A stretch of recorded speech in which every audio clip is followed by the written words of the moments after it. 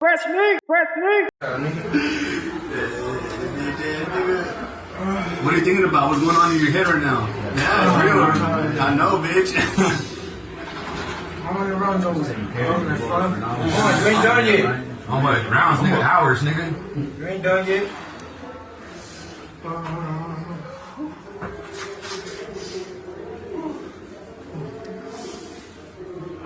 Listen. You ready? Yeah. Right back. You good, homeboy? You good? You good? Yeah, we get the fuck out of here. We beat his ass. You good?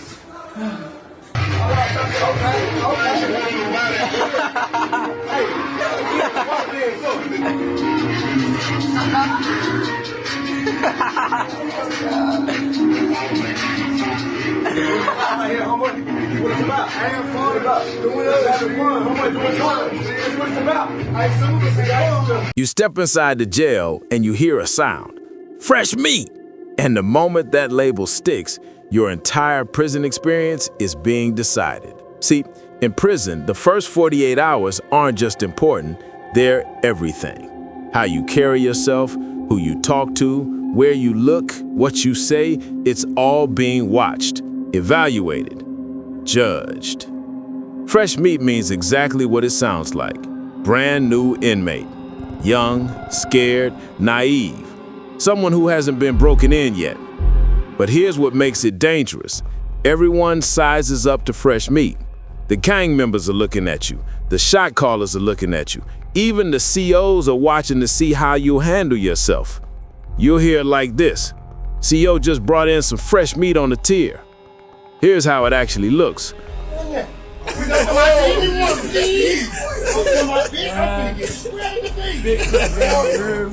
You're hanging out, you hear me? Yeah. For the 2001, you heard me? Yeah. See it live, man. You know what I'm saying? Here's the thing people don't realize. Fresh meat isn't just about being new. It's about being vulnerable. You could be 6'5", 250 pounds, covered in tattoos. But if you walk in looking around nervously, asking too many questions, showing fear, you're fresh meat. Size doesn't matter in there. Confidence does. And that's exactly why the second term you need to know is basically fresh meat's cousin. Term number 2, booty bandit. A booty bandit is exactly what it sounds like. An inmate whose name is something like Mike the Booty Bandit. That's what they call me. 14 to 13 and up. That's what I do.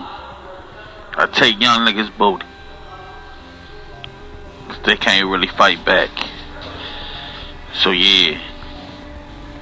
Come down here, it's going down. I don't play. Flat out. Here's how it goes down. They spot the weak ones immediately.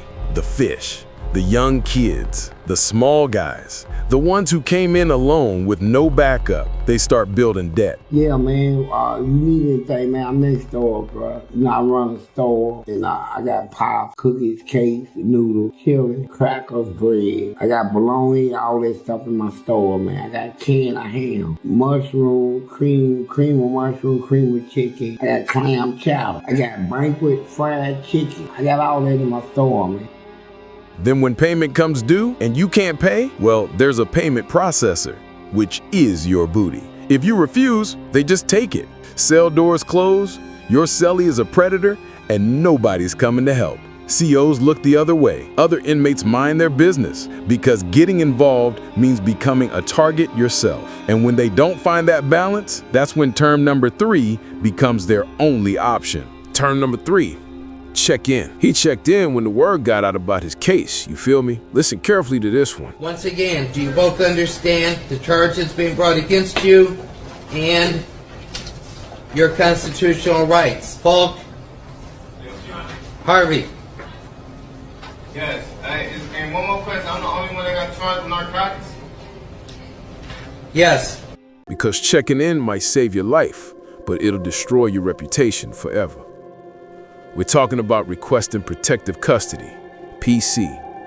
Asking the guards to lock you away from the general population because you're in danger. When you check in, you basically telling the prison, I can't handle it out there.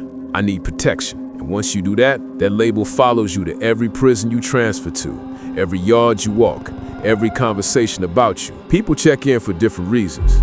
Maybe your paperwork got leaked and everyone found out you in for something they don't tolerate. Crimes against kids, being a snitch, cooperating with police. Maybe you got into debt you can't pay. Maybe you disrespected the wrong person and now there are active threats on your life.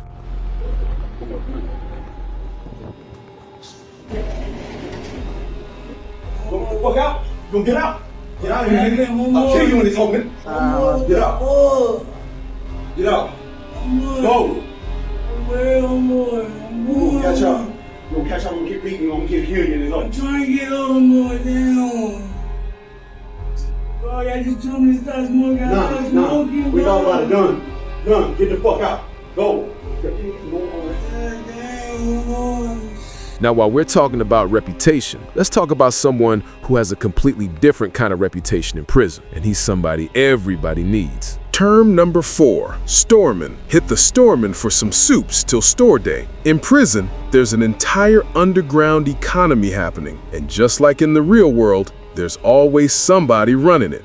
That person, that's the storeman. And understanding how he operates is understanding who really has power behind those walls. A storeman runs what's basically a convenience store, but instead of money, you're paying in commissary, favors, or future debt. He loans out ramen noodles, coffee, hygiene products, stamps, whatever you need. But here's the catch. Nothing's free. Everything comes with interest. You borrow 2 soups from him today, you owe him 3 on store day.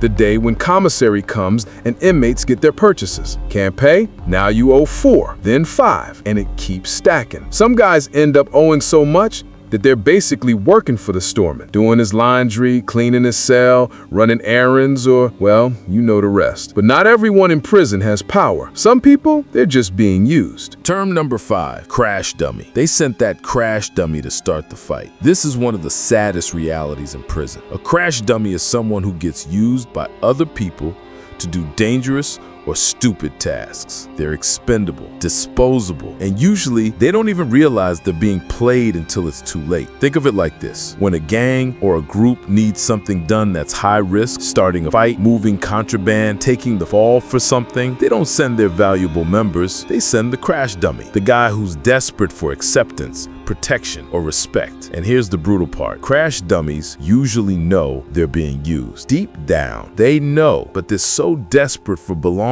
for protection, for some kind of status in that hell that they go along with it anyway. They'd rather be used than be alone. You can spot a crash dummy a mile away. He's the one always trying too hard to prove himself, always volunteering for things other people won't do, always taking risks for people who wouldn't do the same for him. Now, eventually, whether you're a crash dummy or a storeman or anybody else, there's one thing that can happen that changes everything overnight. Term number 6, catch the chain. He caught the chain this morning in San Quentin. Imagine this. You finally figured out your prison. You know which COs are cool, which inmates to avoid, where to sit a child, who to trust. You've got your routine down. And then one morning, without warning, they tell you to pack your stuff. You're catching the chain. You're being transferred. And everything you built, gone. Catching the chain means you're getting transferred to another facility. Maybe it's across the state. Maybe it's to a higher security prison. Maybe it's because of overcrowding. The chain refers to how inmates used to be literally chained together during transport. And in some places, they still are. Think about having to start a new school, new job, new neighborhood. Except in this version, your life could be in danger if you make the wrong first impression. That's what catching the chain means. Fresh territory, new politics, different gangs running things. You're back to square one. Now, before we get to the darker term, let me show you something that might surprise you, because not everything in prison is about violence and survival. Sometimes it's about something way more human. Term number 7, snitch. Now we need to talk about the one label that's worse than anything else we've covered. Worse than fresh meat, worse than fish, worse than being someone's victim, because all of those you can potentially recover from. But this next one, this destroys you permanently. In prison, being called a snitch is a death sentence. What you do to make this happen? My nigga, fuck that 9 Nah, fuck that. What you do? What you do? Told on the way, no. You told on the real nigga to save your face, huh? Man. Yeah, y'all see what Hog, happened nigga. when a nigga tell on the hog or something, man. Tell on the real nigga or something, man. That's what we Man, doing. you ruthless, homie. Yeah. All about the tourist shit, man. Hold on, Go and hit it one more time. Not figurative, not exaggerated, literal. Because snitches violate the one code that everyone, regardless of gang, race, or crime, agrees on. You don't cooperate with the system. You don't talk to police. You don't testify. You don't give up names. Ever. A snitch is someone who cooperates with law enforcement. Could be you testified against your co-defendant to get a lighter sentence. Could be you gave information to the DA. Could be you talked to police after your arrest. Could be you're working with COs inside to get privileges or early release. Doesn't matter the reason. The result is the same, your mark. Here's how it gets exposed. Paperwork, court documents, discovery files. In prison, inmates get access to legal paperwork, theirs and sometimes others, and they read everything, looking for cooperation agreements, looking for witness testimony, looking for 5K1 letters where you help the feds. Once that paperwork surfaces and shows you cooperated, word spreads through the entire facility in hours. But while spreads are about building connections, the next term is about keeping secrets. Term number 8, kite. Send me a kite through the vent when the tear quiets down. Prison is constantly monitored. Guards watching, cameras recording, inmates snitching. So how do you communicate something sensitive without getting caught? How do you pass information that could get you locked up or worse, killed if the wrong people find out? That's where kites come in. A kite is a secret written message passed between inmates. Could be rolled up tight, pushed through a vent. Could be passed during rec time. Could be hidden in a book in the library. Could be thrown from one tier to another. The whole point is stealth, getting information from point A to point B without the guards or enemies knowing. Kites get used for everything: sending threats, coordinating a business deal, sending a message to another cell block, even love letters between inmates. The content can be anything, but the risk is always the same. If that kite gets intercepted by the wrong person, there's consequences. But while kites are about communication, these last two terms, these are about violence. Real, permanent, life-altering violence, starting with something that'll make you never forget someone's face. Term number 9, $150. He caught a $150 for disrespecting the wrong dude. We're in the deep end now. If the earlier terms were about survival and adaptation, this one's about what happens when things go completely wrong, when respect gets violated, when debts don't get paid, when someone crosses a line they can't uncross. A $150 means slashing someone's face with a razor blade. The name comes from the number of stitches it takes to close the wound, 150. But it's not just about the injury, it's about sending a permanent message. You disrespect someone, you get a scar that everyone can see for the rest of your life. The weapon is usually a razor blade. Could be melted into a toothbrush handle, could be held between fingers, could be embedded in a bar of soap. And the target is always the face, usually a slash from the temple down across the cheek. The goal isn't to kill, the goal is to mark, to brand, to make sure that every single person who sees you knows you got handled. And here's the thing, you don't just physically recover from a $150. That scar is psychological, it's social. Every time you look in the mirror, you're reminded. Every time someone looks at you, they're wondering what you did to deserve it. That mark follows you to every prison you transfer to, back to the streets when you get out, for the rest of your life. In prison culture, giving someone a $150 isn't impulsive, it's deliberate, it's calculated, it's approved, which brings us to the final and most dangerous term on this list, because a $150 is personal, but this next one, this is organizational. Term number 10, green lights. $500 on my sister out, bro. That's it. That's all I had seen from you. What you mean that I ain't never been had no money, bro?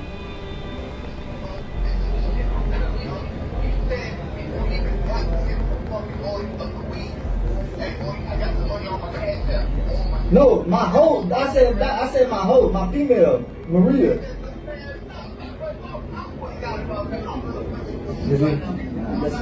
What you want? Hey, what you want me to do, G? What you want me to do?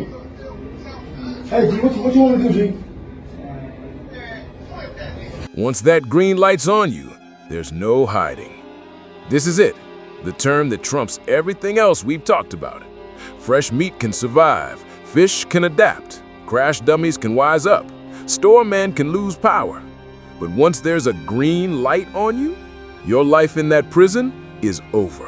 One way or another, a green light is official approval from shot callers or gang leadership to attack or kill someone. It's not one person making a threat. It's an organization giving an order. And once that order is given, every single member of that gang, and sometimes rival gangs who respect the call, becomes your enemy. It works like this. Someone violates a major rule. Maybe they stole from the wrong people. Maybe they snitched.